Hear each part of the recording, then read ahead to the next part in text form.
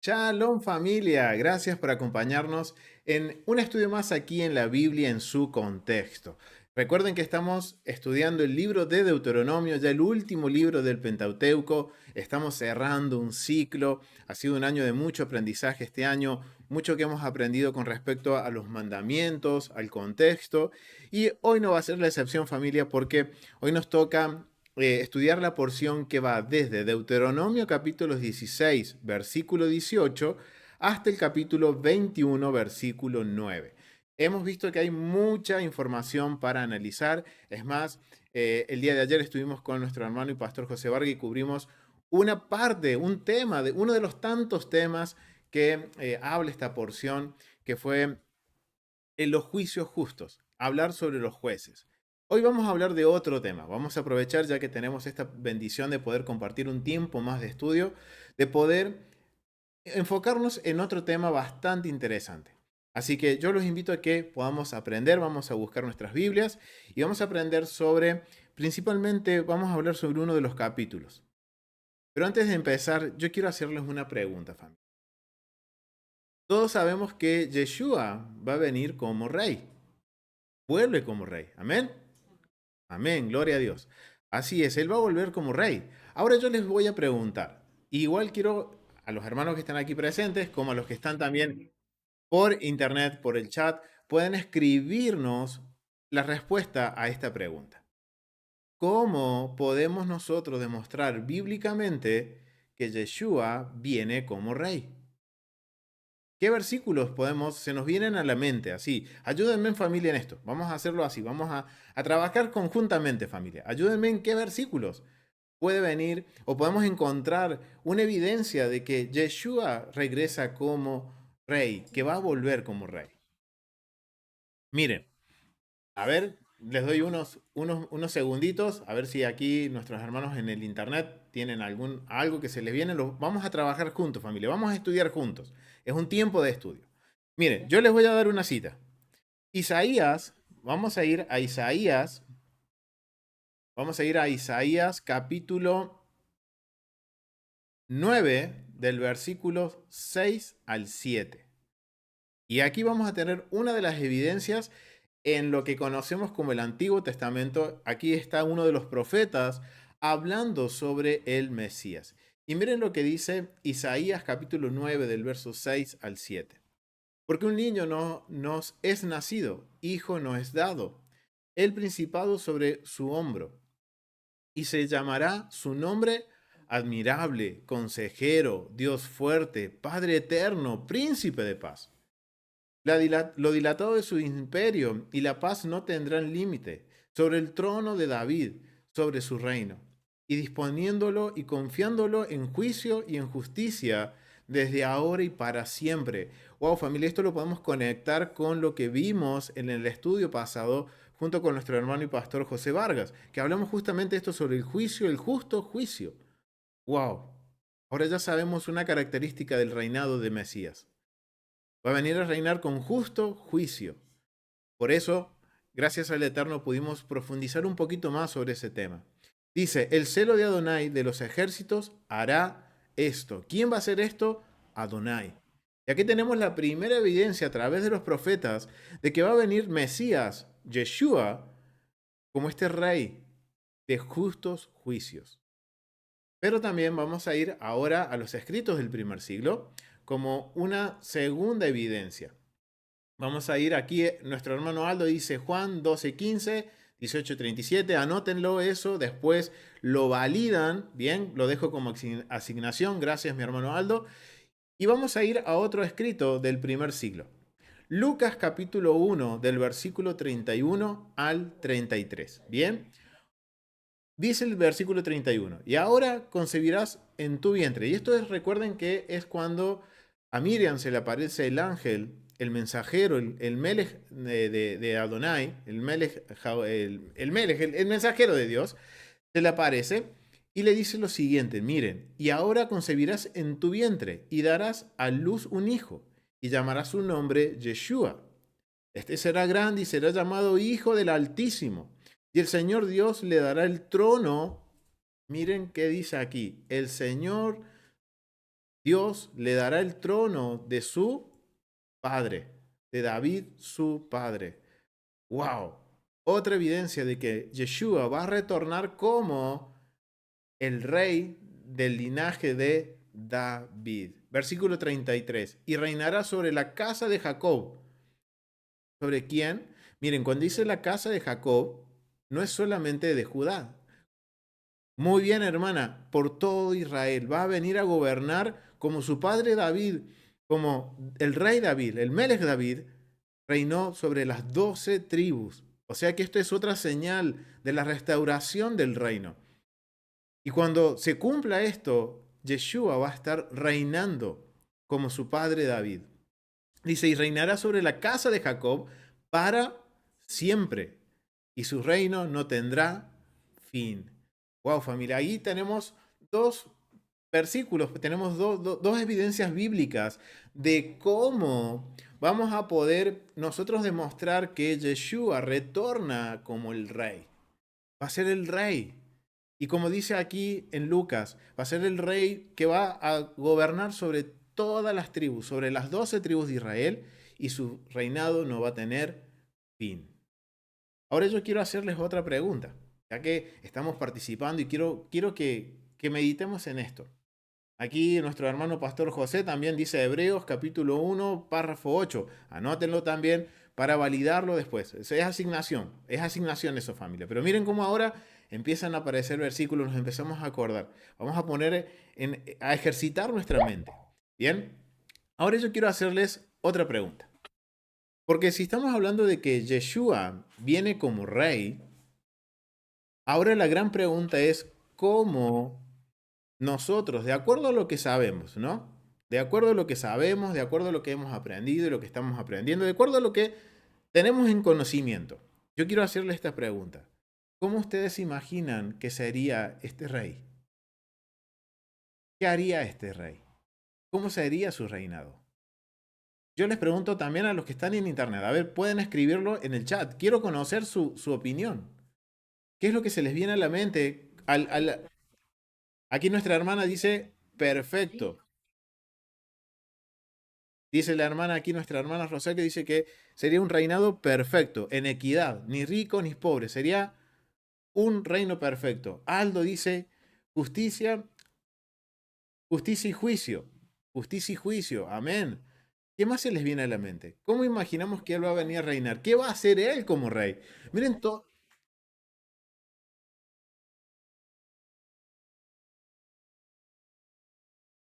acá, nuestra hermana dice que va a venir a hacer justicia y bondad con el huérfano, la viuda, el extranjero. Amén, sí, porque es parte de la Torah. ¿Qué más, familia?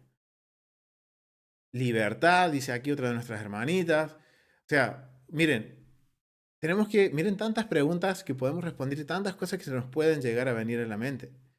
Pero él tiene que venir y ahora gobernar. Ahora la gran pregunta es, ¿cómo va a gobernar? ¿Qué va a hacer el Mesías? Y parte justamente de esta porción habla sobre lo que es el rey, lo que va a ser un rey para Israel. Y ahora esto es algo que tenemos que tener en cuenta y consideración. Porque muchas veces nosotros nos imaginamos que Yeshua va a venir a reinar y que, no sé, pensamos como nuestra perspectiva de vista de lo que es un rey. Y nosotros no hemos crecido en una monarquía para conocer cómo se dirige a un rey. O sea, nosotros pensamos que Yeshua va a venir y nosotros, siendo el rey, nos vamos a acercar como si fuéramos sus íntimos amigos. No conocemos el protocolo. Pero hay algo bien interesante en esta porción que nos va a dar una luz de cómo va a venir a reinar el Mesías. Dice aquí Ramón que viene como nuestro abogado. Amén. Sí. Pero miren, vamos a hacer una cosa. Vamos a marcar unos precedentes bíblicos en donde vamos a ver lo que es la función de un rey de acuerdo a la Biblia. Y también hay un patrón muy particular cuando estudiamos los reyes. Así que me gustaría que pudiéramos ahora profundizar un poquito más y poder, obviamente, hacernos una imagen del Mesías reinando, pero conforme a la Biblia. no de acuerdo a lo que hemos aprendido, no de acuerdo a lo que se nos puede imaginar. Vamos a poner todos nuestros pensamientos en contexto y vamos a tratar de descubrir cómo va a ser ese reinado de Mesías. Y por eso yo quiero invitarlos a que vamos al libro de Deuteronomio, capítulo 17, verso 14. Empieza. Cuando hayas entrado a la tierra que Adonai tu Dios te da, y tomes posesión de ella y la habites y digas, pondré un rey sobre mí como todas las naciones que están en mis alrededores. Miren cómo empieza el capítulo 17, versículo 14. El Eterno ya conoce lo que va a suceder con su pueblo. Va a llegar un punto en que Israel va a decir, quiero un rey como las naciones, como todas las naciones. Miren cómo dice, pondré un rey sobre mí como todas las naciones. Miren ya el Eterno, antes de entrar a la tierra prometida, ya está diciéndole al pueblo, yo sé que ustedes, de acá a un tiempo, no muy lejano, ustedes van a clamar y van a pedir un rey, tener un rey como todas las naciones. Entonces, vemos que el Eterno, como sabemos, Él conoce nuestros pensamientos. Y Él va más allá que nosotros podemos ver. Entonces, Él dice, ok, yo sé que van a hacer esto. Van a pedir un rey porque ven que todas las naciones tienen un rey y ustedes van a querer uno. Entonces, vamos a marcar una diferencia. Y a partir de ahora empieza a dar los requisitos para que Israel pueda tener un rey, como recién leíamos, como va a venir Yeshua, como un rey de justicia, de justos juicios. Pero ¿por qué da esta instrucción el Eterno? ¿Por qué les dice esto el Eterno? ¿Y por qué empieza a dar instrucciones para un rey? Y esto es interesante porque necesitamos ir al contexto y entender qué es lo que sucedía con los reyes en el mundo del antiguo Medio Oriente. Entonces vamos a ir a este recurso, al contexto cultural de la Biblia del Antiguo Testamento por John Walton. Y miren lo que dice con respecto al que tener un rey, al pedir un rey, del versículo 14. Dice, rey escogido por la deidad. La lista de reyes sumerios, y vamos a hablar sobre el contexto cultural, dice la lista de reyes sumerios que pretende incluir el nombre de los reyes desde antes del diluvio hasta el fin de la tercera dinastía de Ur, esto es aproximadamente en el año 2000 antes de la era común, comienza una línea que dice, cuando la realeza fue descendida del cielo. ¡Wow! ¿Esto qué tiene que ver? Miren, en el antiguo Medio Oriente se creían que los reyes eran los hijos de los dioses y que ellos descendían, los reyes descendían a la tierra para gobernar y administrar la creación de estos supuestos dioses, en donde la humanidad, recuerden que fue creada ¿para qué? Para ser esclavos de las deidades. Entonces miren ahora, esto está como un vocabulario que pone como en opresión al resto de la humanidad, porque dice que los dioses, según la cosmovisión, la visión del mundo del pueblo sumerio, dice que los reyes descendían de los dioses del cielo. La presunción a través de la historia mesopotámica es que cada gobernante recibía de los dioses su certificación para reinar.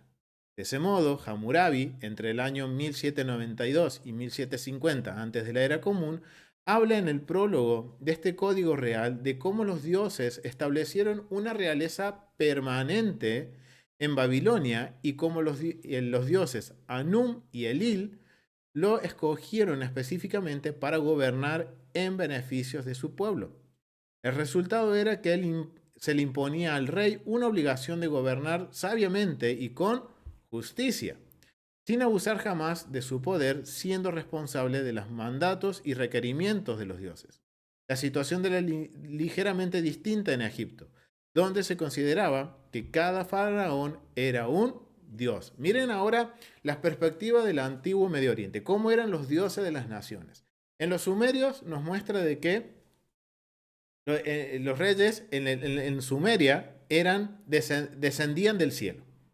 En lo que era en el contexto babilónico era porque los dioses habían nombrado a Hammurabi como el rey y ahora toda su descendencia Hammurabi iba a ser rey porque fue el escogido por Anum y Elil, los dioses de Babilonia.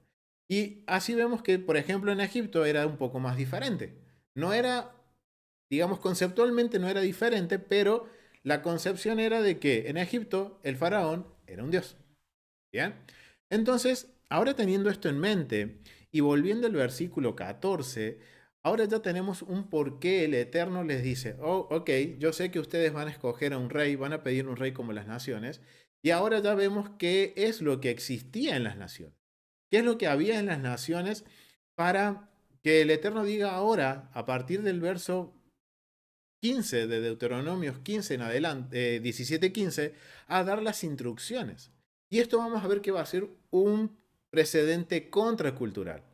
Porque ya ahora conocemos lo que eran los reyes o cómo se establecían los reinados en las naciones. Ahora vamos a aprender cómo se establecía un reinado en Israel, de acuerdo a las instrucciones dadas por Dios. Y esto lo tenemos que conectar con el retorno de nuestro Mesías, Yeshua. Porque Él viene a reinar ¿a qué? A Israel. Y tiene que cumplir estas condiciones. Miren lo que dice, versículo 15. Ciertamente pondrás por rey sobre ti al que Adonai tu Dios escogiere. De entre tus hermanos pondré rey sobre ti y no podrás poner sobre ti hombre extranjero, que no sea tu hermano. O sea, ¿quién escoge el rey? Es el Eterno. ¿Pueden poner a cualquiera? No. Tiene que ser alguien del pueblo, un hermano, alguien de Israel. Muy bien, hermana. ¿Y qué sucede en primer siglo? Hay un extranjero en el mando, Herodes. Bien, quien compra, obviamente dicen que él era prosélito, pero él compró el reinado a los romanos. Y él no era descendiente de ninguna de las tribus de Israel. Creo que él era edomita, creo que era. Oh, interesante. ¿Y qué dice acá la Torá? ¿Qué dicen las instrucciones? No pondrás sobre ti a un hombre extranjero que no sea de tu hermano. Versículo 16. Pero él no aumentará para sí caballos, ni hará volver al pueblo a Egipto con el fin de aumentar caballos, porque Adonai os ha dicho, no volváis nunca por este camino. O sea, le está diciendo, no vuelvan atrás. Miren la responsabilidad que tiene un rey. El rey es el representante del pueblo y también es representante de Dios.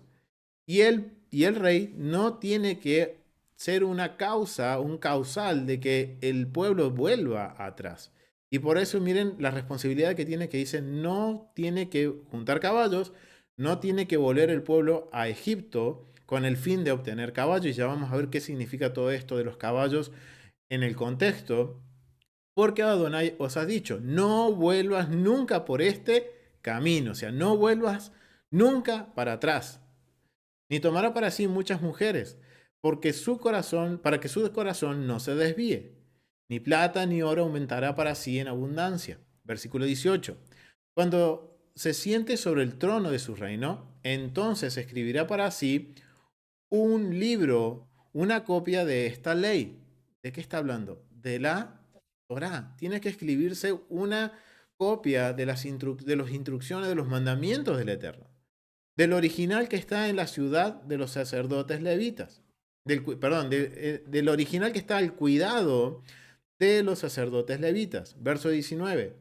Y la tendrá consigo y leerá en él todos los días de su vida para que aprenda a temer a Adonai, su Dios, para guardar todas las palabras de esta ley y estos estatutos, para ponerlos por obra, para que no se eleve su corazón sobre sus hermanos, ni se aparte del mandamiento a diestra ni a siniestra, a fin de que prolongue sus días en su reino, él y sus hijos en medio de Israel.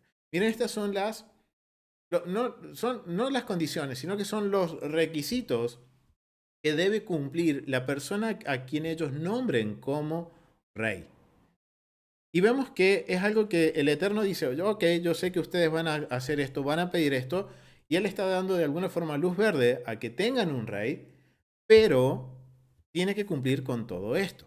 Entonces ahora vamos a ir mandamiento por mandamiento. No son muchos, y quiero que estudiemos cada uno de estos mandamientos. ¿Por qué? Porque estos mandamientos van a aplicar cuando Yeshua retorne. Y esto tiene que, de alguna forma tenemos que analizarlo, meditarlo y también analizar en qué es como o en cómo yo creo que el Mesías va a venir a reinar. ¿Cuál es el concepto que tengo del reinado de Mesías? Y en las escrituras nos van a dar evidencias sólidas de cómo va a ser ese reinado, para que nosotros estemos preparados y que si tenemos que corregir, corrijamos. Y por favor, familia, no me crean nada de lo que les digo. Valídenlo todo, tomen nota. Les presento los recursos, busquen recursos y validemos toda la información. Y todos estamos aprendiendo. Así que familia, miren, vamos a ir entonces ahora a los mandamientos. En el versículo 15 se encuentra el primer mandamiento que tiene que cumplir para el rey. O sea, estos son mandamientos que afectan al rey. Y pueden tener un rey sobre ti. Ese es un mandamiento positivo para el pueblo. Que pueden tener un rey. Dice, yo sé que ustedes van a pedir, entonces, ok, yo les autorizo a que tengan un rey, dice el Eterno. Esencia del mandamiento es que el mandamiento para el pueblo de Israel nombre un rey sobre ellos mismos. ¿Cuáles son las leyes que aplican sobre este mandamiento? El rey debe ser designado, miren por quién tiene que ser designado el rey, por el gran Sanedrín con la aprobación de un profeta. Vimos en el estudio pasado, estuvimos hablando con el pastor José Vargas sobre el gran Sanedrín, sobre el Sanedrín. Y miren ahora una de las funciones que tiene el Sanedrín. Y en la porción pasada, en el video de la semana pasada, estuvimos hablando sobre los profetas. Y vimos a través de la evidencia que un profeta no es un adivinador de sueños, no es un adivino, no me va a leer el futuro. No, el contexto de un profeta bíblico es ser una especie de líder que trae a la techubá, al arrepentimiento al pueblo, pero también es un agente político. Wow, familia, y miren lo que dice el mandamiento. Un rey, a la persona que Dios escoja como rey, lo va a escoger a través del gran Sanedrín y bajo la aprobación de un profeta. Miren la autoridad y la responsabilidad que tenía un profeta. Bien, esto lo hacía realmente el profeta que era de Dios. Y los invito a que vayan y vean estos dos estudios. Uno está en el canal de Besoratov, que es el que hablamos sobre los justos juicios de nuestro hermano pastor José Vargas, que les voy a dejar el enlace aquí abajito en la caja de descripciones, y también el del estudio de El Profeta, para que podamos entender por qué dice legalmente que un profeta tiene que aprobar al rey que se escoja. O sea, lo escoge primero el gran Sanedrín y después el profeta da la aprobación. El pueblo de Israel no podía nombrar una reina para dirigir la nación. Tenía que ser un rey. No hay reina. El aspecto principal de la inauguración de un rey era su unción. Una vez que se ungía a un rey, la monarquía pasaba a su hijo mayor. Si moría y dejaba un hijo muy joven, el trono se reservaba para el hijo hasta que pudiera asumir sus deberes reales como rey. O sea que miren, si era un menor de edad que no estaba en condiciones de poder cumplir el reinado, quedaba bajo la tutela de quién? De los sacerdotes y de los jueces, del Sanedrín. Mientras él ocupaba el cargo, era nombrado y vamos a ver casos de reyes. Yo los invito, familia, que estudien los reyes, que lean Primera de Reyes, Segunda de Reyes, Primera de Crónicas, Segunda de Crónicas, que habla de sobre todos los reinados de Judá y Israel. Y vamos a ver que había jueces, reyes, que empezaron a gobernar a los 8 años de edad.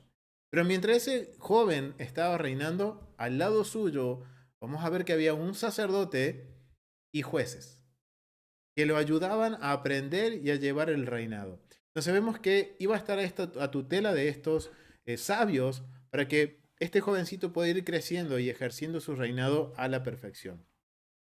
Dice, el rey debía ser tenido en el más alto estima y debía dársele un nivel más alto de honor que cualquiera de los profetas de su generación. Cuando un rey emite un decreto que no está en conflicto con ningún mandamiento de la Torá, debemos obedecer su mandato. Y él tiene permitido ejecutar a cualquiera que desobedezca su decreto. ¡Wow! Miren lo que un rey tenía que hacer. Él podía dar decretos, pero sus decretos no pueden pasar por encima de la Torá, de los mandamientos, de lo que el Eterno ya ha dicho. No tiene que haber conflicto. Él puede dar leyes, obviamente, que van a afectar al pueblo, pero no puede ir en contra de los mandamientos. Dice, Hashem garantiza a David, Jamelech, al rey David, que la monarquía permaneciera con su simiente por siempre. O sea, es la promesa que recibe David, que por siempre va a haber alguien sentado en el trono. Y por eso ahora comenzamos recordando que Yeshua es ese rey que viene del linaje de David. Por lo tanto, cuando llegue el momento y cuando la situación no exija nombrar un nuevo rey, según la Torá, el designado debe ser el mismo de David, de la simiente de David. Gracias, hermana. Perspectiva del mandamiento. Al entrar en la tierra de Israel, a los judíos, a los israelitas, se les ordenaban tres mitzvot, tres mandamientos esenciales al entrar a la tierra. Primero, según los sabios dicen, designar un rey. Segundo, para destruir a los amalecitas. Tercero, construir el Beit Hamidash, el templo. Aunque la Torá ordenaba el nombramiento de un rey cuando el pueblo judío solicitó que se nombrara un rey, durante la época del profeta Samuel. Y esto es bien interesante aquí. Hashem y Samuel lo desaprobaron. Vemos ahora aquí que pareciera que hay un conflicto, pero necesitamos enfocarnos para poder entender esta perspectiva y entender el mandamiento de por qué Dios permite que haya un rey sobre Israel. Tenemos que entender el por qué tanto Samuel como el Eterno se oponen cuando el pueblo pide un rey.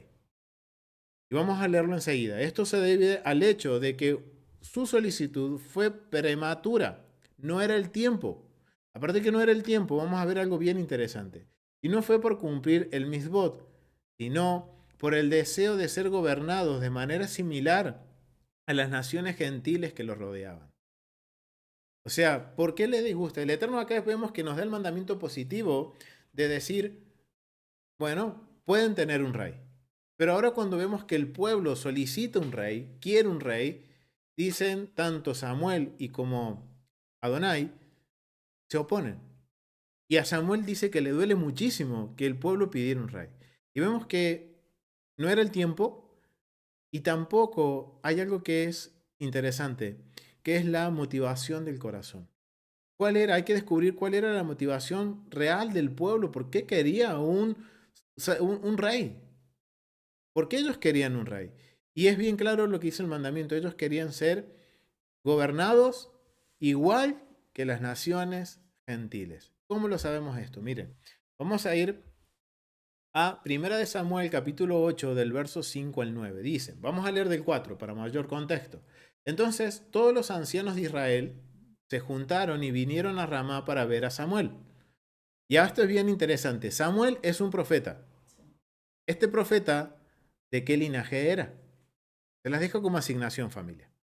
Se las dejo ahí como para que podamos seguir estudiando. ¿De qué linaje venía Samuel? ¿De qué familia pertenecía Samuel? Buena pregunta, ¿no? Se las dejo ahí como dice la hermana Lisa. Lo estudian. Dice que vinieron a ver a Samuel, verso 5, y le dijeron, he aquí tú has envejecido y tus hijos no andan en tus caminos. Por tanto, constitúyenos ahora un rey que nos juzgue, como tienen todas las naciones. Wow, miren cuál es el motivo. El pueblo, los ancianos, dice, los sabios, los ancianos serían como los príncipes de Israel, se vinieron y se juntaron con Samuel y le dijeron, hey Samuel, tú ya estás viejo, tus hijos, y esto es algo que en capítulos anteriores podemos ver que los hijos de Samuel tristemente no siguieron el mismo camino de su padre, se dejaron llevar por el soborno, se dejaron llevar y no tuvieron justos juicios. Entonces el pueblo se levanta aquí, los príncipes del pueblo, y le dicen a Samuel que él ya envejeció, que sus hijos no andan por el buen camino. Entonces dice, constitúyenos ahora. Miren esa palabrita, ahora un rey que nos juzgue, como tienen todas las naciones. Pero no agradó a Samuel esta palabra que dijeron. Danos un rey que nos juzgue. O sea que el pueblo estaba descartando al Eterno. Porque Dios, el Eterno, Adonai, Hashem, es el rey de reyes, es el rey de su pueblo. Pero ¿qué está haciendo el pueblo? En un acto, podríamos decirlo, de rebeldía, diciendo, no quiero que Dios me juzgue, que me juzgue el hombre. Y esa era la función de los reyes en las naciones. Es la gran diferencia. Porque vemos que en Israel, si conocemos ahora el sistema judicial, el rey no juzga. ¿Quién juzga? El Sanedrín. ¿Y el Sanedrín está en dónde? El gran Sanedrín. En el templo. Es la voz del Eterno. Entonces miren este juego de palabras que nos enseña el corazón, el por qué el pueblo estaba diciendo, el por qué ellos querían un rey. Ellos preferían ser juzgados por el hombre y no por Dios. Y Samuel oró a Adonai y dijo a Adonai a Samuel, oye la voz del pueblo en todo lo que te digan, porque no te han desechado a ti. Miren lo que el Eterno ya lo conoce, dice, sino a mí me han desechado, porque, perdón, para que no reine sobre ellos. El Eterno lo entendió. Entendió el corazón, vio el corazón del pueblo. Dice, ellos me desecharon como su rey. Conforme a todas las obras que han hecho desde el día que los saqué de Egipto hasta hoy, dejándome a mí y sirviendo a dioses ajenos. Así hacen también contigo. Ahora pues, oye su voz, mas protesta solamente contra ellos y solemnemente contra ellos y muéstrales cómo les tratará el rey que reinará sobre ellos. Y a partir de acá, Samuel empieza, de alguna forma, como dice, a protestar el Eterno, que le dice, protesta solemnemente, o sea, con respeto, y enséñales cómo va a ser ese rey. Y empieza a describirles lo que el rey hará. Y de alguna forma les deja en claro de que si ellos quieren ser gobernados como las naciones, viene opresión, va a haber tiranía, no va a haber justos juicios. Siguen leyendo el capítulo 8 y vamos a ver que el reinado que espera ahora Israel no es el reinado perfecto que el Eterno podía darles. No era el tiempo. Ellos se sublevan, quieren un rey como las naciones. Entonces el Eterno dice, ok, van a tener un rey como las naciones, un rey opresor, un rey que no haga equidad en el reino, que haga justicia y bondad. ¿Y qué vemos en la historia de Saúl, el primer rey? Empieza bien, pero termina mal el rey Saúl. Y después viene David, y después viene una sucesión de reyes, hasta el punto de que se divide el reino, y después hay reyes por un lado, reyes por el otro, y es bien interesante ver y analizar cada uno de estos reyes. Pero entonces vemos que ahora entendemos por qué en el mandamiento nos menciona esto, y que hay una condición que es la intención del corazón.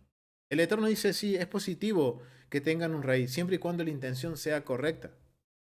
Porque el rey tiene un propósito y tiene una función. Pero ellos no quisieron eso, sino que ellos que quisieron ser igual que las naciones, sincretizarse igual que las naciones, hacer como las naciones hacen.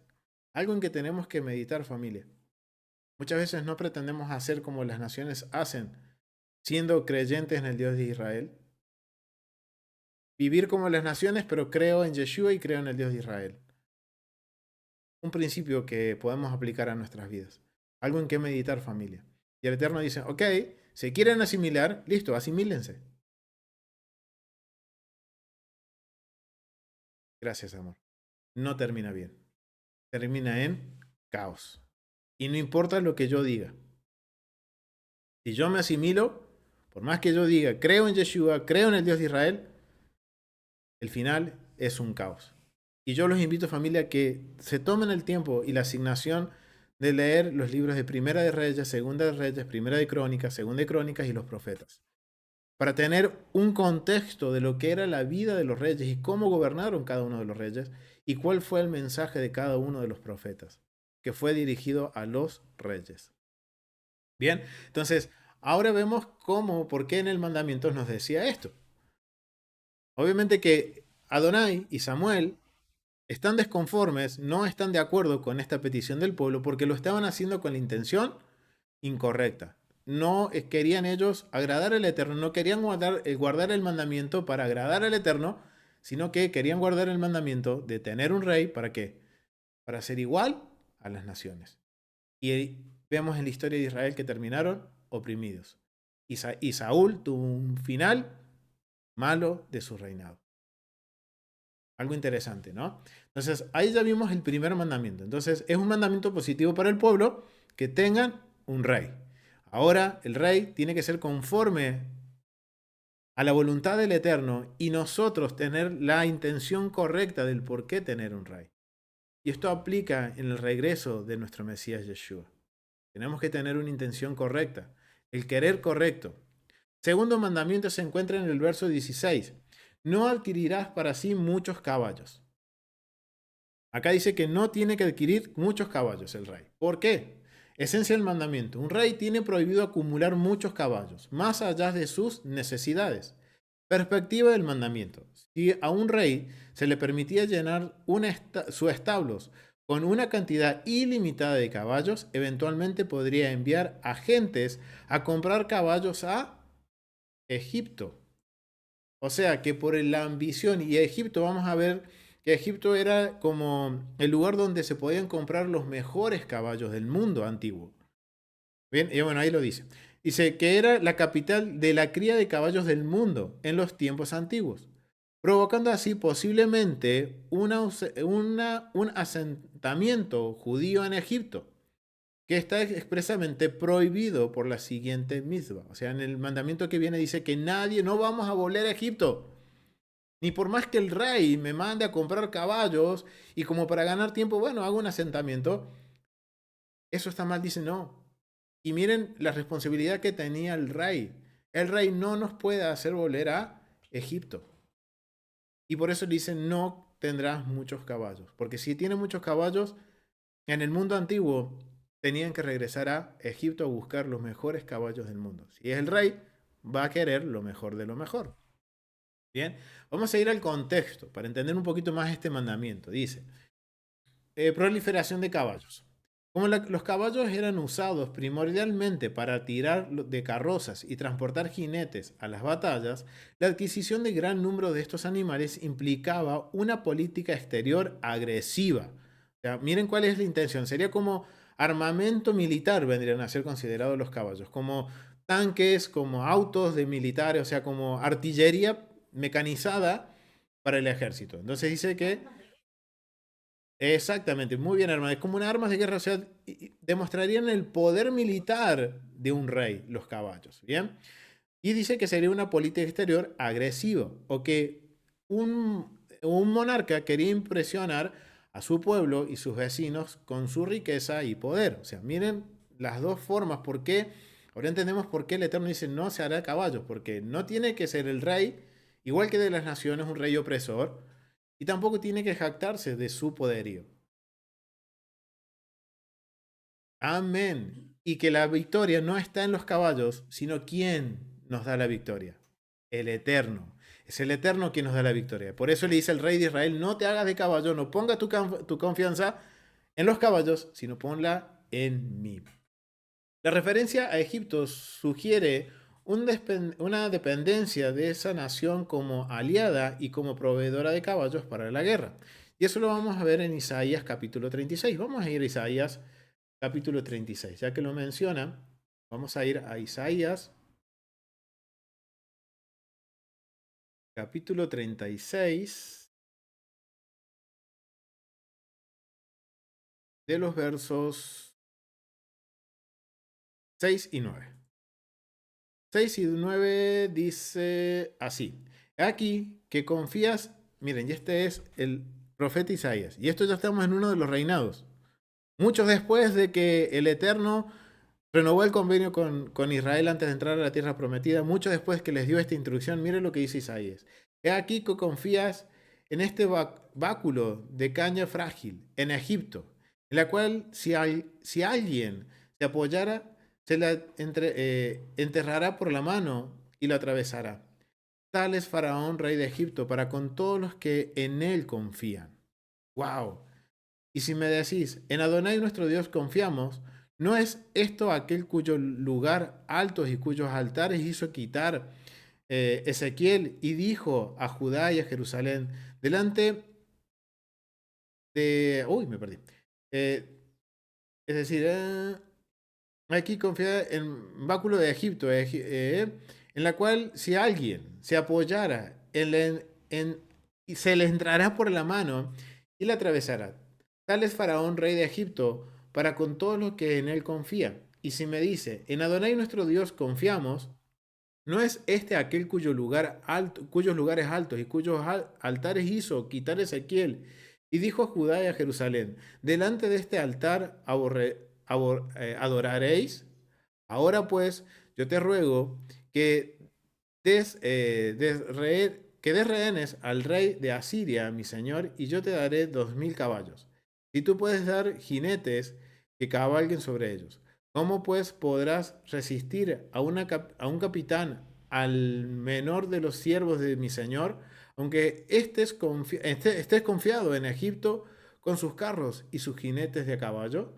Wow, acá vemos cómo Israel estaba confiando en el ejército de Egipto y estaba también confiando en una nación que el Eterno dice, no confíen, no vuelvan atrás.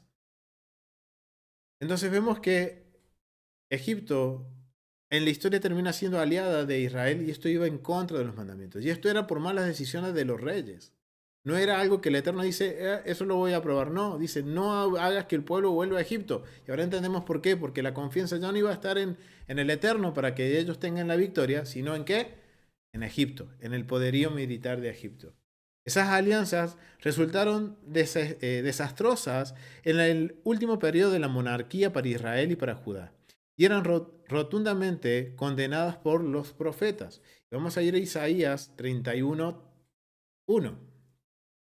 Isaías 31:1 al 3 dice, hay de los que se descienden a Egipto por ayuda y confían en caballos y su esperanza ponen en carros, porque son muchos, y en jinetes, porque son valientes, y no miran al Santo de Israel, ni buscan a Adonai. Pero él también es sabio y traerá el mal, y no retirará sus palabras. Se levantará pues contra la casa de los malignos y contra el auxilio de los que hacen inequidad. Y los egipcios hombres son, y no Dios, y sus caballos carne, y no espíritu. De manera que al extender a Adonai su mano, caerá el ayudador y caerá el ayudado. Todos ellos desfallecerán a una. Wow, familia. Miren por qué el Eterno les dice, no confíen en los hombres, no confíen en muchos caballos, porque la confianza tiene que estar en Adonai. Y eso era la decisión del rey. Y eso afectaba en el pueblo, porque el rey, su función era ser como un ejemplo a seguir de un estilo de vida conforme a la voluntad del Dios. Todos iban a fijarse en el rey, y lo que el rey hacía, el pueblo hacía. Bien. Dice también que nos tenemos que fijar el comentario en Miqueas, capítulo 5, verso 10. Ir a Miqueas, capítulo 5, 10. Y dice, acontecerá en aquel día, dice Adonai, que haré meter tus caballos, matar, perdón, tus caballos en medio de ti, y haré destruir sus carros. Dice, miren lo que dice, acontecerá en aquel día, le dice el profeta Miqueas, dice Adonai, que haré matar tus caballos de en medio de ti, y haré destruir tus carros. Miren, le está diciendo a Israel, no confíen en el hombre. No confíen en los caballos, porque tienen que confiar en el Eterno. Y por más caballos que tengas, por más carros que tengas, porque tengas lo mejor de lo mejor en el ejército, no es nada ante Dios. Y dice el Señor, Él va a encargarse de matar esos caballos y destruir esos carros. Porque la confianza de Israel estuvo en esos caballos y en esos carros. Bastante interesante, ¿no? Ahora entendemos por qué el Eterno da este mandamiento de que el rey no tenga caballos. Porque esa decisión iba a afectar a la comunidad. Iba a hacer que el pueblo terminara confiando en las naciones y no en el Rey de Reyes, en el Dios de Israel. Tercer mandamiento. Se encuentra en Deuteronomio capítulo 17. Ni tomará para sí muchas mujeres. Esencia, un rey tiene prohibido casarse con muchas esposas. Leyes, un rey judío tiene prohibido casarse con más de 18 esposas. Bien, acá dice nuestra hermana, ay, dice, sí, pobrecito. No, pero miren familia, esto tiene que ver más que nada con el contexto cultural. Recuerden que en la antigüedad muchos convenios, sí, convenios que se hacían entre naciones, una firma de un convenio era que un rey tomara como esposa a una hija de otro rey, para que hubiera una alianza política, económica y militar de por vida. Entonces muchas veces era muy común legalmente en el antiguo Medio Oriente que los reyes pudieran tener varias esposas con este principio de hago pacto con tal, me caso con su hija, listo, tengo paz asegurada de por vida con ese reino. Voy y me caso con otra y así era como iban extendiendo las paz. Entonces, los sabios dicen que bueno, con un máximo de 18, ok, no quiere decir que esto que Dios lo permita, no. Dios siempre quiere que sea un esposo y una esposa. Pero aquí tenemos que entender el contexto legal. Y obviamente que esto después se verá ahora cuando sea todo restaurado cómo se aplicará esto en mandamiento, si es que se permite o no. Y por eso necesitamos un Sanedrín, familia, para dirimir todas estas leyes y todos estos mandamientos. Ah, entonces tenemos entonces que meditar en esto, pero bueno, en ese momento era normal de que un rey se casara con varias mujeres con propósitos políticos, económicos, porque esos matrimonios forjaban lazos de convenio. Ahora veamos lo que dice el contexto con respecto a esto, para poderlo entender un poquito mejor. Matrimonio real como alianza, lo que les mencionaba recién. El matrimonio era un instrumento de diplomacia en todo el antiguo cercano oriente. Por ejemplo, Simrilin, rey de Mari en el siglo XVIII antes de la era común, usa a su hija para cimentar alianza y establecer tratados con los reinados vecinos. Del mismo modo, el faraón Tutmosis N del año 1427 a 1412 antes de la era común, arregló un casamiento con su hija con el rey de Mitanni para demostrar su buena relación y poner fin a una serie de guerras con este reinado del Éufrates medio. Si ahora vemos el por qué era común entre los reyes entregar sus hijas, sus hijos en casamiento o hasta el mismo rey tomar a una de las hijas del otro rey, porque era para garantizar seguridad, digamos, política, militar, terminar con guerras, llegar a acuerdos de paz. O sea, ese era el propósito. Y por eso dice que el Eterno no se casará, dice el mandamiento, que no tendrá muchas mujeres. ¿Por qué? Porque pasa exactamente lo mismo.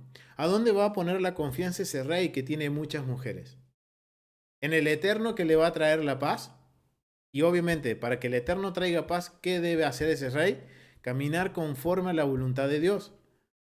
Si él camina en la voluntad de Dios, no necesita tener muchas mujeres, porque Dios es quien le va a dar la paz y la seguridad. Pero si este rey empieza a tener más mujeres, su confianza va a estar, no, son los convenios que yo hice con los reyes de la nación. Y deja a un lado el Eterno. Ahora entendemos por qué el Eterno le molestó tanto cuando el pueblo dice, quiero que nos juzgue como las naciones. Queremos un rey que nos juzgue como las naciones. Descartándolo a él y al profeta Samuel. Interesante, ¿no? Entonces, ahí tenemos otro mandamiento. Otro mandamiento se encuentra también en el verso 17. Dice, ni adquirirás para sí demasiada plata y oro. Esto está refiriendo en adquirir mucho dinero. Esencia del mandamiento. Un rey tiene prohibido acumular una cantidad exorbitante de cantidad de oro y plata con el fin de para acumular riquezas personales. Leyes. Se le permite, sin embargo, reunir grandes fondos para las necesidades de la nación. O sea, el rey no podía acopiar oro y plata para sí mismo. Sí lo podía hacer siempre y cuando sea en favor de qué? De la nación, del pueblo. No podía oprimir para decir me lleno los bolsillos. No, eso no lo podían hacer. Entonces, ahí tenemos un mandamiento en donde dice que esto aplica para el rey en la tierra de Israel. Ningún rey puede hacerse de bienes propios en tal forma de que termine oprimiendo al pueblo. ¿Qué sucede? Cuando se despierta la ambición en un rey, lo podemos ver hoy políticamente. en un político, ni siquiera son reyes, son diputados, presidentes, gobernadores. Cuando empiezan a querer tener dinero y lo ven fácil, ¿qué hacen? Oprimamos al pueblo para tener más. Y es por eso el Eterno dice, no se harán, no harán riquezas los reyes para sí mismos. Siempre y cuando está permitido, si van a qué, van a favorecer a la nación. Si esos fondos van a servir para la nación, para las necesidades del pueblo. Bien. Otro mandamiento se encuentra en el versículo 18. Dice, escribirá para sí mismo una copia de esta ley. ¿De qué ley? De los mandamientos, de la Torá, la esencia del mandamiento. Un mandamiento que un rey escriba para sí mismo un segundo rollo de la Torá que debe tener consigo en todo momento. ¿Y esto es por qué? Porque el rey tiene que estar siempre meditando en que tiene que ser un ejemplo a seguir para el pueblo. Entonces su vida tiene que ser conforme a qué? A los mandamientos. Leyes del mandamiento. Es un mitzvot. Esta misma se suma a la misma 613, la última de los mandamientos, que ordena a cada judío que escriba un Sefer Torah. O sea, no es solo para el rey, sino que todo hombre en su vida tiene que escribirse un Sefer Torah.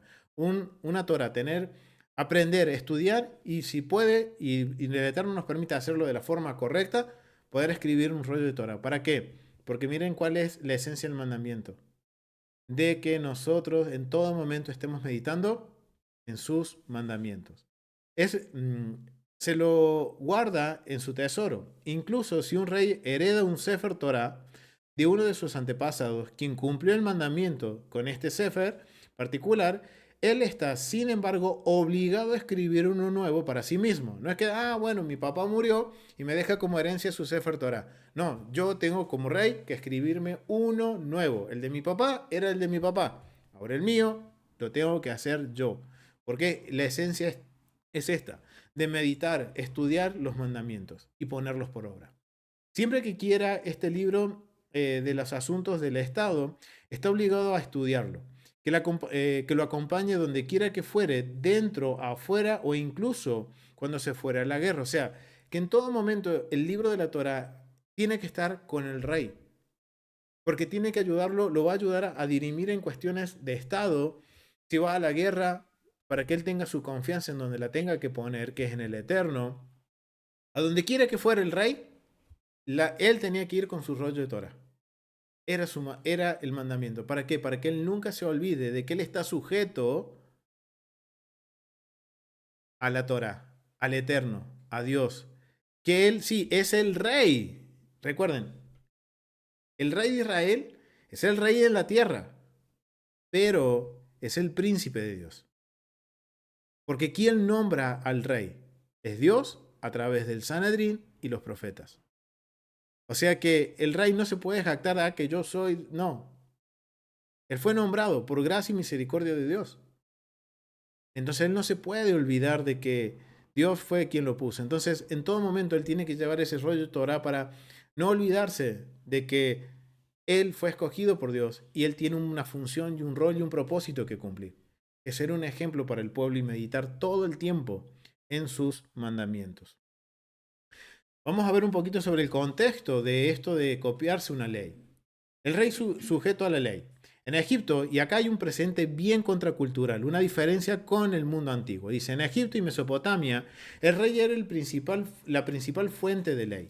Tenía la tarea de percibir y mantener el orden que era constituido en el universo, el egipcio Maat y en la Mesopotamia el dios Me. El rey no podía ser llevado ante la justicia, excepto por los dioses. No estaba por encima de la ley, pero no había ningún mecanismo por el cual pudiera ser juzgado en una corte humana. Judicialmente está prohibido ser igual judicialmente esto podía ser igual en Israel, aunque los profetas como voceros de la deidad podían pedir cuentas al rey. O sea, miren lo que hay, acá hay un presente contracultural. En Egipto, en las naciones, el rey era el que daba las leyes. Podía cambiar las leyes. Cambiaba el rey de turno, cambiaban las leyes. Entonces era un constante caos y opresión en el pueblo. En cambio en Israel no sucedía eso. porque el rey no podía dar leyes que sobrepasaran la Torá, los mandamientos. Y si él lo hacía, él tenía que ser juzgado. Acuérdense cuando vimos sobre el Sanedrín en la clase pasada que hablamos sobre los justos juicios, el gran Sanedrín podía juzgar al rey. ¿Pero por qué podían juzgar al rey? Porque el gran Sanedrín se supone que es la voz del Eterno. ¿Y quién va a través? Y esto, un ejemplo claro de esto es, por ejemplo, cuando los profetas hablaban a los reyes.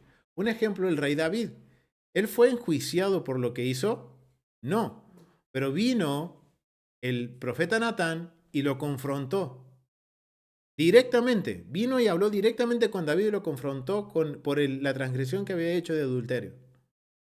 Y el rey David se arrepintió y por la gracia y misericordia del Padre le extendió la vida. Pero el profeta Natán vino y le dijo, y se lo dijo de una forma bastante sutil, pero a la vez bien directa, porque David lo entendió y se arrepintió. Ahí tenemos un ejemplo.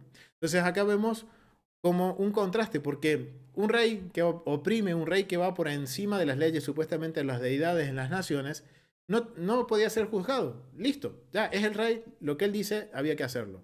En Israel es totalmente distinto, porque siempre iba a haber alguien que iba a estar juzgando a ese rey. ¿Y quién es? Los profetas. Ahora vemos la función de los profetas. Una función más. No solo es llamar al arrepentimiento al pueblo, no es solo restaurar el que el pueblo vuelva a la Torá. No es algo, el profeta no es solamente un instrumento político, sino que ahora vemos también que es un instrumento de control para los reyes.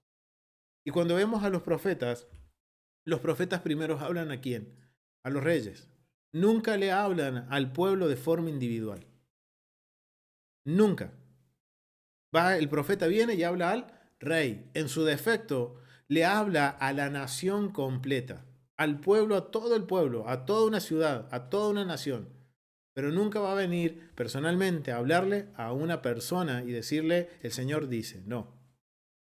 Le habla primero al rey y después a las naciones. Y eso lo vamos a ver cuando estudiamos los profetas. Vemos el mismo patrón, uno por uno de los profetas. Hasta en Jonás, que fue a un rey que era de otra nación, y él no fue a hablarle a cada uno individualmente a los del pueblo. Habló al pueblo en general y le habló al rey. Y el rey fue el que dijo, hagámosle caso a este hombre, proclamemos ayuno para toda la nación, para que el Dios de este hombre nos perdone y no traiga juicio hacia nosotros. Entonces, es interesante y necesitamos estudiar los profetas, familia. Entonces vemos que ahora entendemos por qué los profetas tienen que, no los profetas, los reyes, sujetarse a la ley. Y esto es algo que tenemos que meditar en cuanto al reinado del Mesías. Porque tenemos que quizás muchas veces tener que redefinir el por qué, no el por qué, sino redefinir cómo va a ser ese reinado del Mesías. ¿Qué va a hacer él como rey? ¿Cuáles van a ser sus, podemos decir, bases políticas para establecer un reino? ¿Cuáles van a ser sus políticas? Y ya tenemos, si ahora nosotros estudiamos los requisitos para un rey, vemos que tiene que aferrarse a la Torá, tiene que traer justicia y juicio, tiene que tener equidad en el reino, se tiene que ser un representante del pueblo, llevando un estilo de vida conforme a lo que dice la Torá y siendo el rey un ejemplo para el pueblo, un ejemplo a seguir.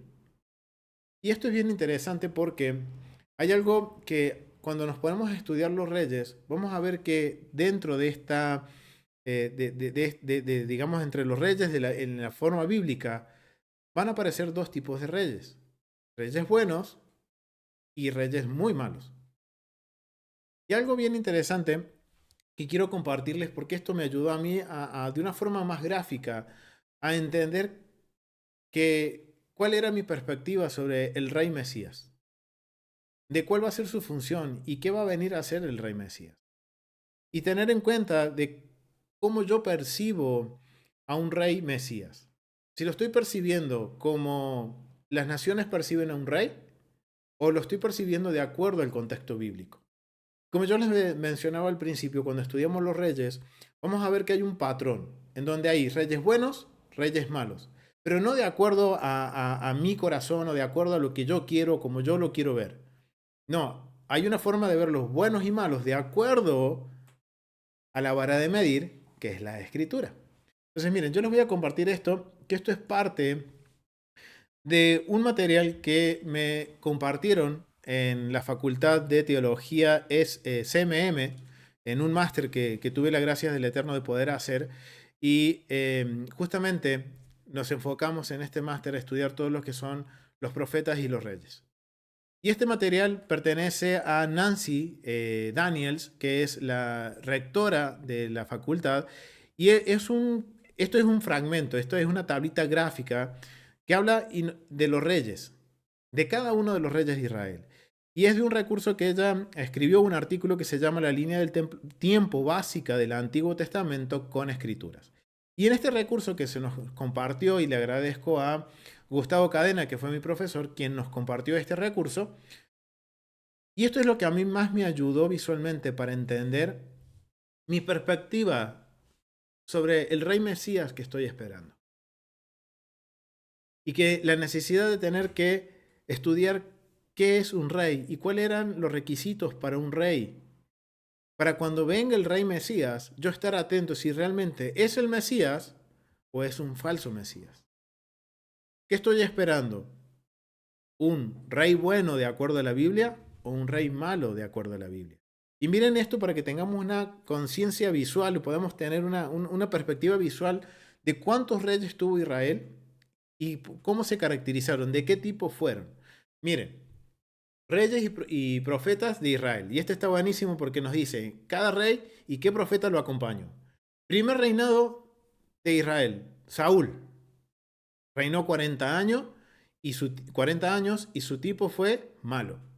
Fue un rey malo. Profeta que estuvo con él, Samuel.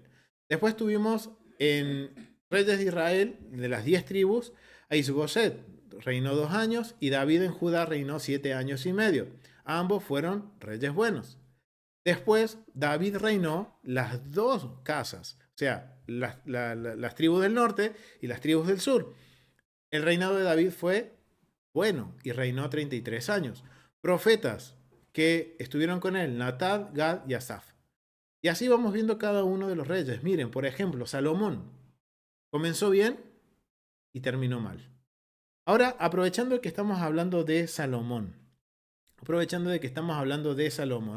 quiero preguntarle, familia, ¿cuál fue el pecado de Salomón? ¿Cuál fue ese pecado que Salomón hizo que él empezara bien y terminara mal su reinado? Acá dice nuestra hermana que él se desvió a los dioses de las mujeres. A ver, la familia que está en internet dice que aumentó caballos y su corazón se desvió, dice el pastor José. Ok.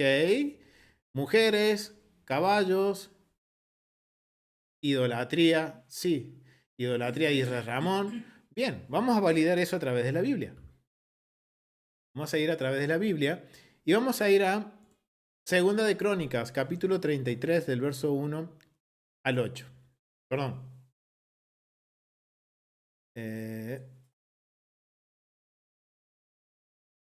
Acá yo me olvidé poner uno. Vamos a validar esto, familia. Vamos a ir a Primera de Reyes. Vamos a ir a Primera de Reyes.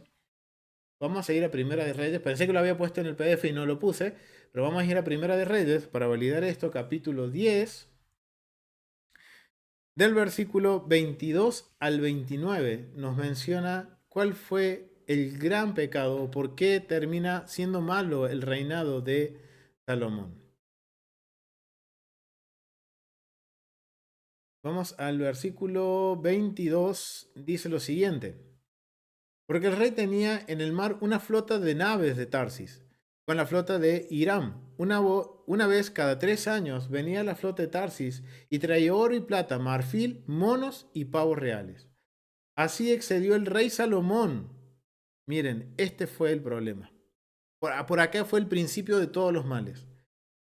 Así excedió el rey Salomón a todos los reyes de la tierra en riqueza y sabiduría. Toda la tierra procuraba ver la cara de Salomón para oír la sabiduría que Dios había puesto en su corazón. Sí, Salomón fue muy sabio, pero en su sabiduría él empezó a confiar en las riquezas. Trajo muchos caballos también, dice que él hizo traer muchos caballos de Egipto. Hizo que el pueblo volviera a Egipto. O sea que él no cumplió con los requisitos. Empezó bien, pero ya al terminar su reinado, él empezó a hacer caso omiso a los requisitos que el Eterno pedía. Y todo lo llevó, y dice, todos le llevaban cada año un presente, alhajas de oro y de plata, vestidos, armas y especias aromáticas, caballos y mulos. O sea, miren todo lo que él recibió. O sea, él terminó recibiendo mucho. Dice el versículo 26, y juntó Salomón carros y gente a caballo, y tenía 1400 carros y 12.000 jinetes, los cuales puso en las ciudades de los carros y con el rey de Jerusalén. E hizo el rey que en Jerusalén la plata llegase a ser como, como piedras y los cedros como cabarrigos de la efela en abundancia. O sea, miren, maderas caras como el cedro terminaron siendo común como una madera de higo, de una higuera.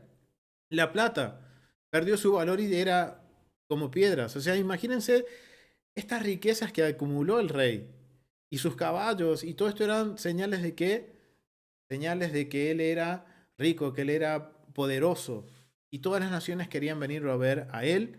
¿Por qué? Por su sabiduría y su riqueza, pero no por el testimonio que le estaba dando del Dios de Israel. Y venía y salía de Egipto. Dice, y venía y salía de Egipto el carro por 600 piezas de plata y el caballo por 150. Y así los adquirían por mano de ellos todos los reyes de los Eteos y de Siria. O sea, miren todo lo que empezó a hacer. Se desvió a las riquezas, a los caballos, hizo volver al pueblo a Egipto. Wow, ese fue el pecado de Salomón. ¿Y cuál fue la consecuencia de todo eso? Capítulo 11. Pero el rey Salomón amó además a las hijas del faraón y a muchas mujeres extranjeras. ¿Por qué? Porque él hacía convenio. Ahora sabemos dónde estaba su confianza. No estaba en el Eterno, sino en lo que él podía hacer y en los convenios que él podía hacer con las distintas naciones. A las de Moab, a los de Amón, a los de Edom, a los de Sidón y a los Eteos. Y a las Eteas, perdón. Gentes de las cuales Adonai había dicho a los hijos de Israel, no os llegaréis a ellas, ni ellas se llegarán a vosotros, porque ciertamente harán inclinar vuestros corazones tras sus dioses. Wow. O sea que el problema de las mujeres terminó siendo la consecuencia o la frutilla que coronó el vaso, o más que vamos a poner otro ejemplo, la gota que rebalsó el vaso fueron las mujeres, pero todo empezó por el amor al dinero, por adquirir caballos, por hacer que el pueblo volviera a Egipto. Y ese fue el problema de Salomón. Y por eso vemos que Salomón empezó bien su reinado, pero lo termina mal.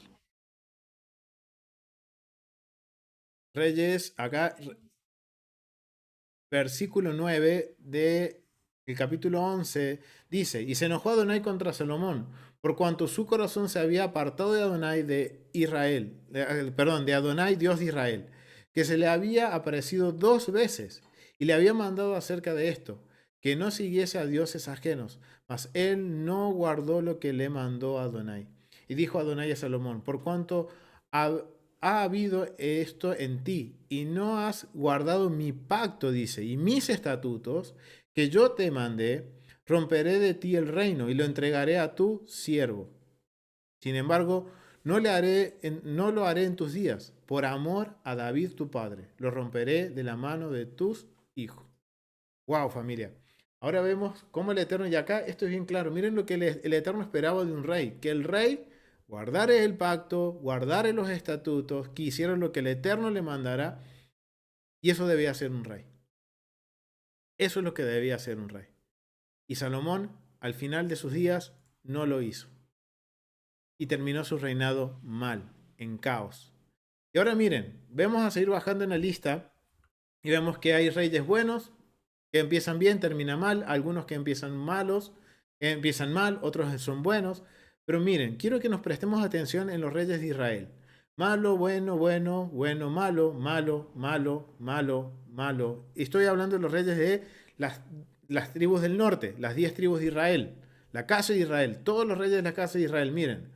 Malo, bueno, bueno, malo, bueno, malo, malo, malo, malo, malo, malo, malo, malo, malo, malo, malo, malo, malo, malo, malo. En casa de Israel, los últimos reyes de Israel, de las 10 tribus, todos fueron malos, excepto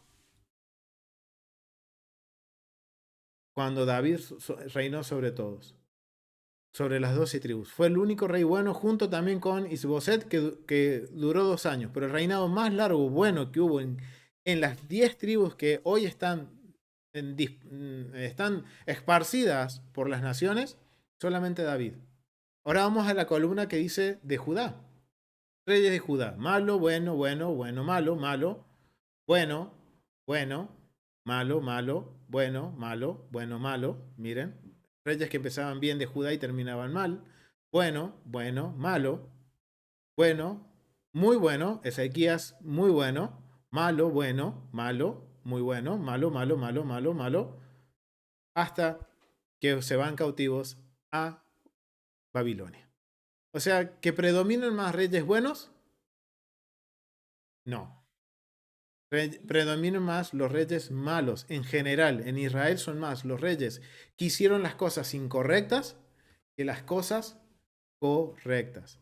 Ahora la pregunta es, y yo les invito a que esto lo estudien, vamos a tomar dos ejemplos, dos reyes, uno muy malo y uno muy bueno. Vamos a ir a los extremos para conocer cuál es un rey malo, qué es lo que la Biblia nos dice que es un rey malo y qué es un rey bueno. A través de ejemplos lo vamos a ver, familia. Vamos a ir a un ejemplo de un rey malo y vamos a hablar de Manasés. Miren lo que dice aquí de Manasés. Manasés era un rey de Judá. Voy a tomar porque sabemos que Yeshua viene del linaje de David, viene de la tribu de Judá, entonces nos vamos a enfocar en los reyes de Judá. Y dice, miren, Manasés reinó 55 años, quien estuvo como profeta fue Isaías, y dice que Manasés empezó mal y terminó bien. Wow, y esto a mí me impactó y doy gracias a mi señora que también me hizo ver unos pequeños detalles aquí que la verdad son muy interesantes. Entonces vamos a tomar como ejemplo Manasés.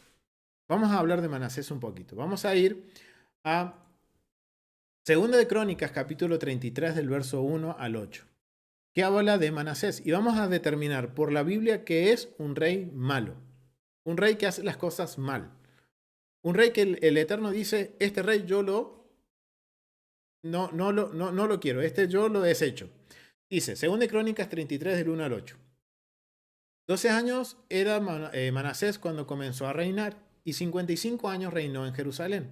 Pero hizo lo malo ante los ojos de Adonai, conforme a las abominaciones de las naciones que Adonai había echado delante de los hijos de Israel. ¡Wow! Porque él reedificó los lugares altos que Ezequías, su padre, había derribado, y levantó altares a los Baales, e hizo imágenes de acera, y adoró a todo el ejército de los cielos, y les rindió culto. Edificó también altares. Miren lo que hizo. Edificó también altares en la casa de Adonai, en el templo, de la cual había dicho Adonai, en Jerusalén estará mi nombre perpetuamente. Edificó asimismo altares a todos los ejércitos de los cielos en los dos atrios de la casa de Israel, de Adonai, perdón, en la casa de Adonai. Wow, era muy malo. Manasés fue un rey muy malo.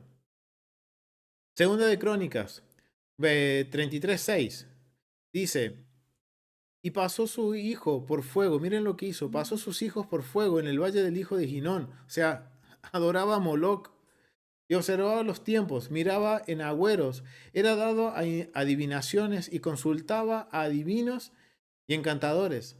Se excedió en hacer lo malo ante los ojos de Adonai, hasta encender su ira. Además de esto, puso una imagen fundida que hizo en la casa de Dios, de la cual había dicho Dios a David y a Salomón, su hijo, en esta casa en Jerusalén, la cual yo elegí sobre todas las tribus de Israel, pondré mi nombre por siempre.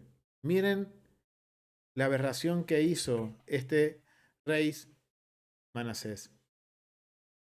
Y nunca más quitaré el pie de Israel de la tierra que yo te entregué a vuestros padres, a condición de que, miren, y le está diciendo, el Eterno le habla a través de los profetas, le dice al rey Manasés que él no va a quitar a Israel de la tierra, dice, y nunca más quitaré, vamos a leer del versículo, había dicho, en esta casa y en Jerusalén, la cual yo he elegido sobre todas las tribus de Israel, poniendo mi nombre para siempre.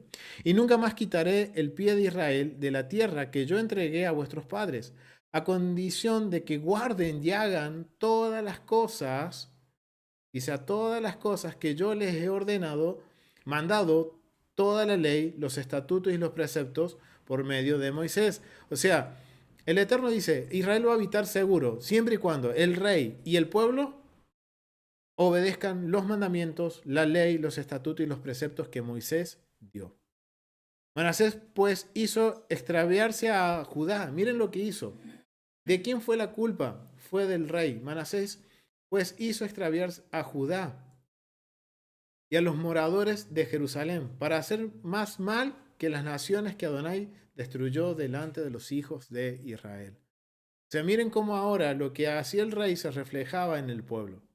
Y como el rey hacía y había hecho un sincretismo con las naciones, y él el rey de Judá, el pueblo también hizo lo mismo. ¿Y qué terminó pasando? Terminó siendo un caos. Pero ¿qué pasa? Cuando nosotros leemos después los versículos 2 y 13 de, de justamente Primera de Crónicas, capítulo 33, vemos que Manasés se arrepiente en el último tiempo. Y él clama a Dios. Y Dios lo escucha. Y experimenta la gracia y el perdón del Eterno. Ya al finalizar su reinado. Ahí vemos un ejemplo de que en el Antiguo Testamento, en los escritos, en los profetas, en la Torá, podemos ver la gracia de Dios. No es algo que es exclusivamente del Nuevo Testamento, no. Miren, acá tenemos un ejemplo, un rey que era malísimo, era el más malo de los reyes, pero él su reinado lo termina bien. Porque a pesar de su maldad, en algún momento él pudo escuchar la voz del Eterno y arrepentirse y hacer que el pueblo volviera a sus caminos. Y el Eterno escucha y lo perdona y experimenta la gracia y la misericordia de Dios. Pero ahí tenemos un ejemplo de un Dios, de un rey malo, de un rey que el Eterno dice, este rey no es bueno, este rey solamente es aborrecible. Un rey que va en contra de todo lo que el Eterno dice que es bueno, que lleva al pueblo a adorar a otros ídolos, que lleva al pueblo a sincretizarse con las naciones, que lleva al pueblo a desobedecer los mandamientos, a decir, no, ya no hay mandamientos para Israel. Vivamos como nosotros queremos, de acuerdo a nuestros corazones. Eso fue lo que hizo Manasés. Eso fue lo que hizo Manasés. Algo que empezar, familia, en cuanto a nuestra perspectiva, a nuestro rey Mesías.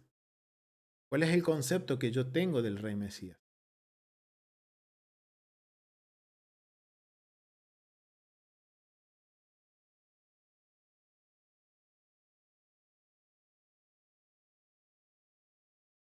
Gracias.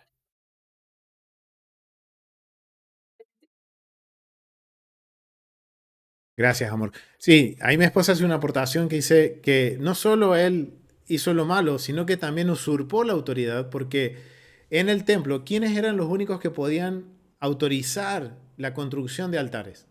A ver, acá dicen la hermana del Sanedrín. A ver, los hermanos de internet, ¿quiénes podían autorizar o modificar o hacer alguna modificación en el templo? El gran Sanedrín. ¿Y qué hizo él? Levantó altares.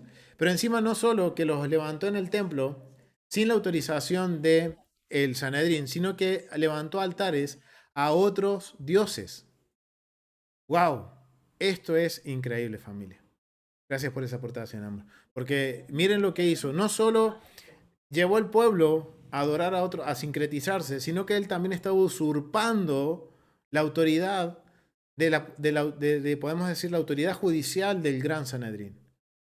Él estaba usurpando, haciendo cosas que no le correspondía porque él no podía ir y levantar en el templo un altar o una estatua, por más que sea, digamos, en honor a Dios, pero no.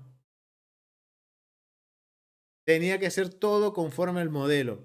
Miren, y me rasco la cabeza, familia, porque la verdad que la importancia de estudiar el templo, sí. La importancia de estudiar el templo.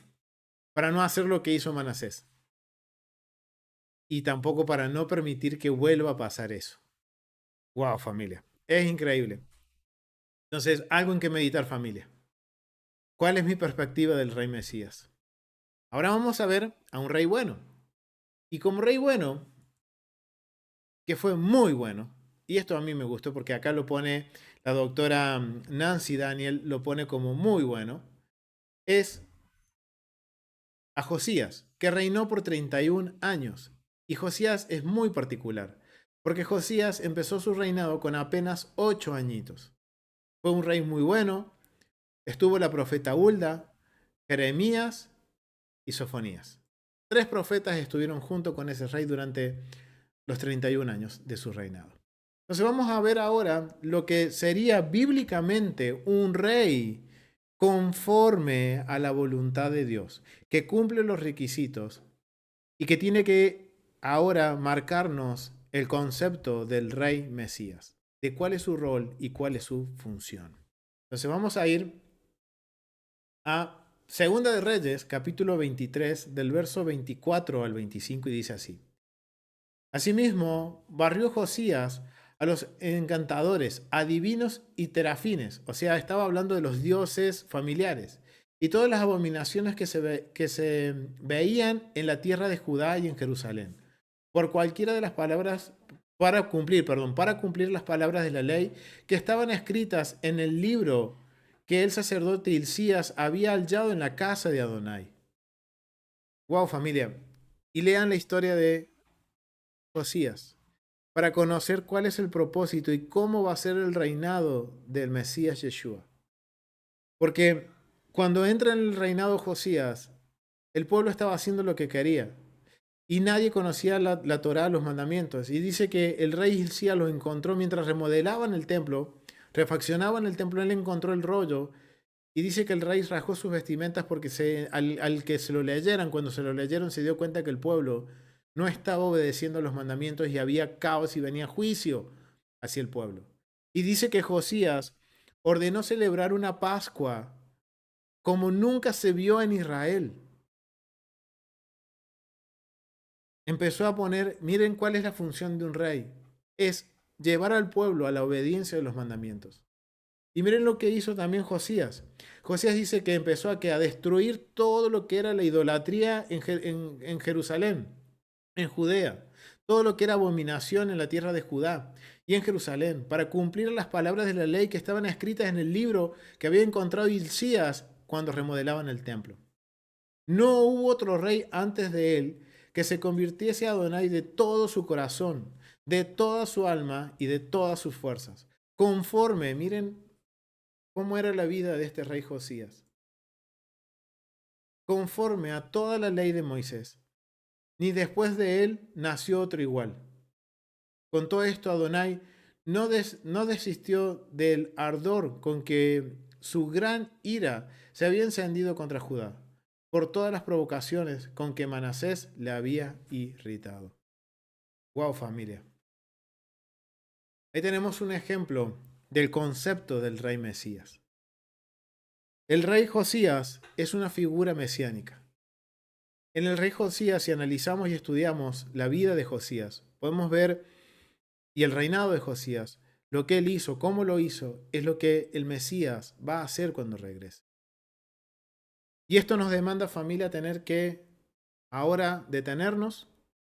Tenemos la evidencia tanto contextual, del contexto cultural, la evidencia a través de las escrituras y también la evidencia a través de los mandamientos, para ahora nosotros sentarnos y meditar cuál es la perspectiva o cuál es la concepción que yo tengo de lo que es el rey de Mesías. ¿Qué va a venir a ser el rey Mesías? Si yo tengo una concepción en que el rey Mesías va a venir a quitar la ley, va a venir a hacer sincretismo, va a venir a quitar el templo, y voy a ser directo con esto, familia. Estoy creyendo que el rey Mesías va a ser un rey como Manasés. Y esto no va a terminar bien como terminó el rey de Manasés. Y ahora conozco cuál es la perspectiva bíblica de lo que el Eterno dice, cómo va a venir el rey Mesías. Si yo creo que el rey Mesías va a venir a instaurar el orden a través de que el pueblo tiene que obedecer los mandamientos, va a respetar el lugar de los sacerdotes, va a respetar el templo, va a ordenar la construcción del templo, así como lo hizo David, lo hizo Salomón y lo hizo Josías, porque Josías, lo primero que él hace en su reinado es restaurar la casa de Dios. Y ahí encuentran la Torá y se la leen. Y cuando se la leen dicen que el rey Josías clamó, estuvo en cilicio, se arrancó las vestiduras diciendo, hemos transgredido, ahora sé por qué viene el caos y por qué viene juicio. Y él entendió. ¿Y él qué hizo? Automáticamente él envió a hacer como una especie de reforma, envió a todos los profetas, a los sacerdotes, a los levitas, a pregonar a que el pueblo viniera a la Torá nuevamente, que volviera a los mandamientos, destruir los lugares altos, terminar con el sincretismo de las naciones, la idolatría. Wow, familia, eso es lo que viene a hacer el rey Mesías. Pero si yo tengo un concepto contrario a lo que hoy pudimos marcar como precedente, yo creo que familia es tiempo de que empecemos a estudiar las escrituras en su contexto, el templo, y a tener la humildad de decir, hay muchas cosas que no sé. Y tener que replantear muchas perspectivas con respecto a la Biblia. Y esto lo necesitamos urgente familia hacer. ¿Por qué? Los tiempos se acortan. Tenemos la gracia y el favor de Dios de que podemos aprender, pero no puedo quedarme en el intento de aprender. Tengo que aprender, tengo que forzarme, porque va a llegar el tiempo en que Yeshua nos dijo en Mateo 24, se levantarán falsos profetas, se levantarán falsos mesías, o sea, falsos reyes. Ahora yo tengo que, ¿cómo me voy a dar cuenta que es un falso mesías, un falso profeta? Si yo estudio, si conozco los patrones bíblicos y si conozco los mandamientos y el templo. ¿Cómo funciona el templo? Porque miren, Manasés puede haber sido un rey que hizo obras en el templo, levantó altares. Pero si yo conozco los mandamientos, yo sé que él no lo podía hacer. Él estaba usurpando, estaba trayendo caos y encima, ¿a qué Dios se les levantaba? Entonces, familia, los animo a que seamos sinceros ante el Señor y digamos, Señor, hay muchas cosas que no sé. Ayúdame a aprender. Necesitamos aprender y necesitamos aprender a conocer, como dice mi esposa, el billete verdadero. ¿Cuál es un verdadero rey de acuerdo al corazón del Padre? ¿Y cómo es un profeta de acuerdo al corazón del Padre? Para que cuando vengan estos falsos profetas y estos falsos mesías, no nos confundan, porque Yeshua dice, se levantarán hasta y harán milagros y señales hasta el punto de tratar de engañar a los escogidos. Pero ahora queda en nosotros, familia, si nos vamos a dejar engañar o no. No es culpa del Eterno, no es culpa de Yeshua, sino que va a ser nuestra si nos dejamos engañar. Y familia, los animo a que sigamos estudiando, que sigamos aprendiendo y que el Eterno nos permita aún más conocer más de sus mandamientos, de sus palabras, para ponerlo por obra en nuestras vidas. Y lo vamos a dejar hasta aquí, familia. Ha sido un gusto compartir este tiempo de estudio, de compartir esta porción que es muy interesante de Deuteronomio. Y continuaremos la próxima semana con un nuevo estudio de Deuteronomio en su contexto.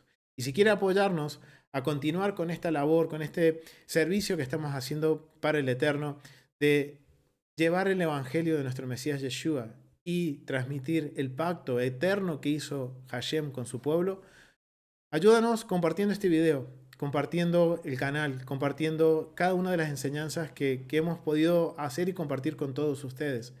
Suscribiéndote al canal es de gran ayuda para que otros puedan ver estos estudios y seguir aprendiendo. Y si quieres ayudarnos de otra forma, puedes hacerlo a través de los enlaces que se encuentran en la caja de descripciones y agradecidos con todos aquellos que apoyan y dan su contribución para que este trabajo pueda seguir siendo una obra para el Eterno y seguir aprendiendo juntos. Así que familia, agradecidos, nos vemos en el próximo estudio familia. Shalom, nos vemos.